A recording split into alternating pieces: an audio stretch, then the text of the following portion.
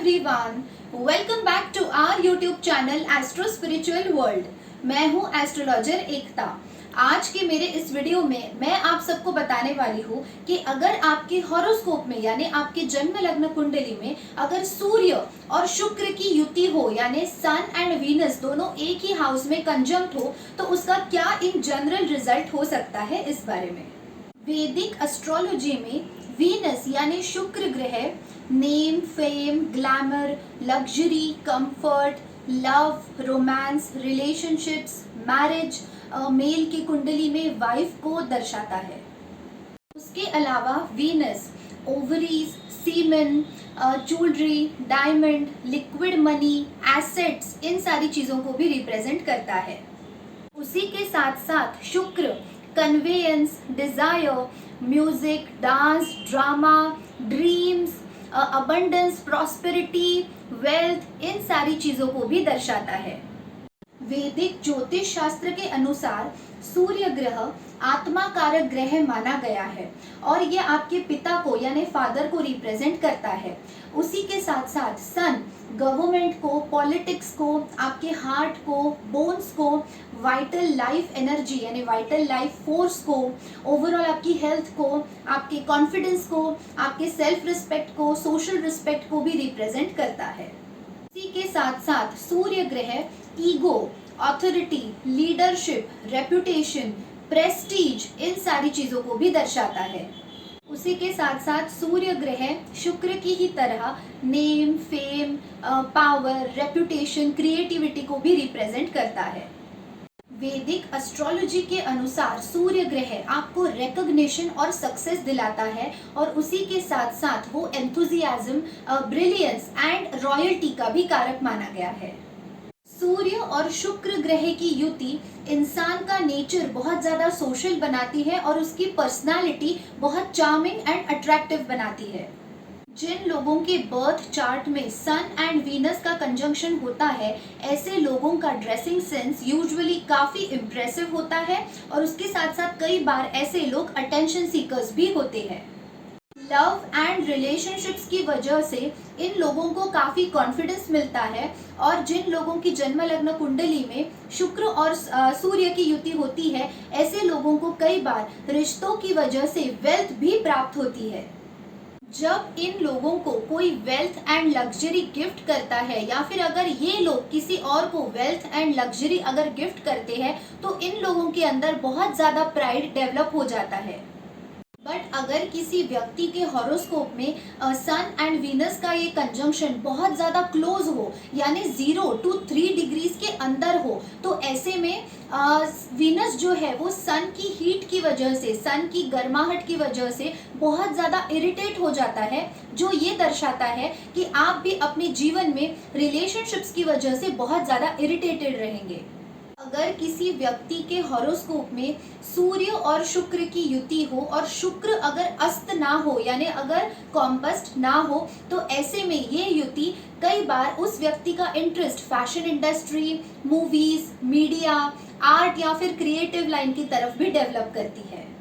अगर सूर्य और शुक्र की ये युति किसी व्यक्ति के 10th हाउस में हो तो ऐसे में वो व्यक्ति बहुत बड़ा पॉलिटिशियन बन सकता है या फिर उस व्यक्ति को बहुत अच्छा गवर्नमेंट का जॉब भी लग सकता है। बट इन जनरल अगर मैं कहूँ तो सूर्य और शुक्र की ये जो युति है वो इंसान को बहुत ज्यादा वेल्दी एंड रिच बनाती है। जिन लोगों की जन्म लग्न कुंडली में सन एंड वीनस कंजंक्ट होते हैं, ऐसे लोगों की पर्सनालिटी बहुत ज़्यादा अट्रैक्टिव एंड मैग्नेटिक होती है और ऐसे लोग बाकी सारे लोगों को अपनी तरफ अट्रैक्ट करने की स्पेशल पावर भी रखते हैं। अगर ये युति किसी व्यक्ति की जन्म लग्न कुंडली में अगर उसके 7th हाउस में अगर हो तो ऐसे में हस्बैंड वाइफ के बीच में ईगो क्लैशेस बहुत ज़्यादा बढ़ जाते हैं और अगर स्पेशली सन एंड वीनस का ये कंजंक्शन 7th हाउस में हो और उसमें भी अगर वीनस डेबिलिटेटेड हो यानी अगर नीच का हो तो ऐसे में ईगो क्लैशेस इतने ज्यादा बढ़ जाते हैं हस्बैंड वाइफ के बीच में कि डिवोर्स तक की नौबत भी आ जाती है। जिन लोगों की जन्म लग्न कुंडली में उनके 7th हाउस में सन एंड वीनस का कंजंक्शन होता है, ऐसे लोग अपनी मैरिड लाइफ में बहुत ज़्यादा डोमिनेटिंग होते हैं अपने लाइफ पार्टनर के ऊपर। लेकिन यहाँ पे एक बात का ख्याल रखना ज़रूरी है कि ये मैं सिर्फ आपको जनरल प्रेडिक्शंस बता रही हूँ, इसके results person to person differ करेंगे, क्योंकि ये डिपेंड करता है आपके बर्थ चार्ट में जो प्लैनेट्स है उनकी डिग्रीज के ऊपर, उनके नक्षत्र के ऊपर, वो किस राशि में बैठे हैं, कौन से ग्रहों की उनके ऊपर दृष्टि है, उसके अकॉर्डिंग आपका प्रेडिक्शन थोड़ा चेंज होता जाएगा। बट यहाँ पे मैं इन जनरल सिर्फ सन एंड वीनस कंजंक्शन की बात कर रही हूँ। और जहाँ तक बात है Sun and Venus conjunction 7th house में होने की, तो ऐसे में कई बार डिवोर्स शादी के काफी साल बाद होता है। यानी कुछ लोगों का डिवोर्स जैसे इमीडिएटली हो जाता है वैसा नहीं होता, तो शादी के कई साल गुजर जाने के बाद ईगो क्लैशेस की वजह से या फिर अगर लाइफ पार्टनर डोमिनेटिंग हो तो उस वजह से बहुत लेट डिवोर्स हो सकता है।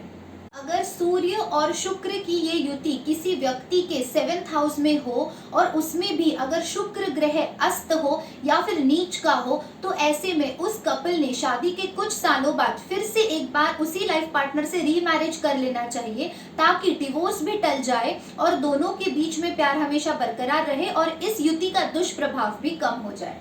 जो भी मैरिजेबल एज के लड़के और लड़कियां हैं जिनकी जन्म लग्न कुंडली में 7th हाउस में सूर्य और शुक्र की युति हो, ऐसे लोगों ने अपनी उम्र के 28 साल के बाद यानी 28 इयर्स के हो जाने के बाद ही शादी करनी चाहिए, ताकि इस युति का जो दुष्प्रभाव है वो थोड़ा सा कम हो पाए।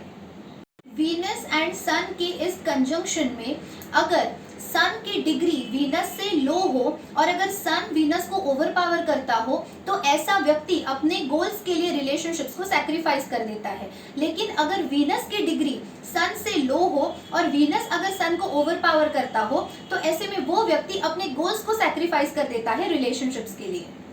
अगर आपकी जन्म लग्न कुंडली में सूर्य और शुक्र की ये युति है, तो आप उनकी डिग्री से देख सकते हैं कि सूर्य की डिग्री कम है या शुक्र की डिग्री कम है, और उस प्रकार एक अंदाजा लगा सकते हैं। और अगर आपको ये पता करना हो कि सूर्य ओवरपावर कर रहा है शुक्र को या फिर शुक्र ओवरपावर कर रहा है सूर्य को, तो आपको ये देखना होगा कि ये युति, ये कंजंक्शन किस राशि में हो रहा है। अगर वो सूर्य की खुद की राशि है या फिर उच्च की राशि है, तो उसका मतलब है कि सन ओवरपावर कर रहा है। लेकिन अगर शुक्र की खुद की राशि में या उच्च की राशि में अगर ये कंजंक्शन हो, तो ऐसे में शुक्र ओवरपावर करेगा सूर्य को। सन एंड वीनस का ये कंजंक्शन मीन राशि में यानी पाइसेस में सबसे बेस्ट माना जाता है, क्योंकि मीन राशि में शुक्र ग्रह उच्च का होता है और मीन राशि ये जुपिटर की राशि होने की वजह से वो सन की फ्रेंडली राशि है। तो इसीलिए सन एंड वीनस का ये कंजंक्शन मीन राशि में सबसे अच्छे रिजल्ट्स देता है। सन एंड वीनस के इस कंजंक्शन में अगर वीनस प्लैनेट वक्री हो, रेट्रोग्रेड हो, तो ऐसे में ऐसा व्यक्ति अपने रिलेशनशिप्स में ज़्यादा सफ़र नहीं करता और वो अपने रिलेशनशिप्स में काफ़ी सेंशुअल भी होता है। तो फ्रेंड्स, आई होप मेरा आज का इस एस्ट्रोलॉजिकल टॉपिक के ऊपर का वीडियो आप सबको बहुत पसंद आया होगा। अगर मेरा ये वीडियो आप सबको यूजफुल लगे तो please don't forget to like, share, comment and subscribe. For paid consultation and personalized remedies along with gemstones recommendation, kindly email me at ekta.khotkar@gmail.com। मैं मेरा ईमेल आईडी नीचे डिस्क्रिप्शन बॉक्स में और पिन कमेंट में mention कर दूंगी। Thank you so much for watching my video.